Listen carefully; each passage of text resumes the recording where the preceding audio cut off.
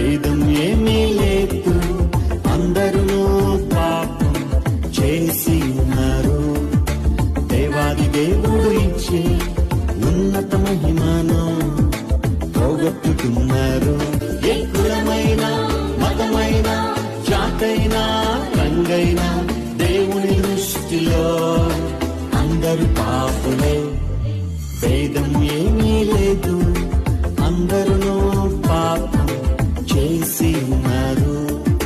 దేవాది దేవుడు ఇచ్చే ఉన్నత మహిమను పోగొట్టుకున్నారు.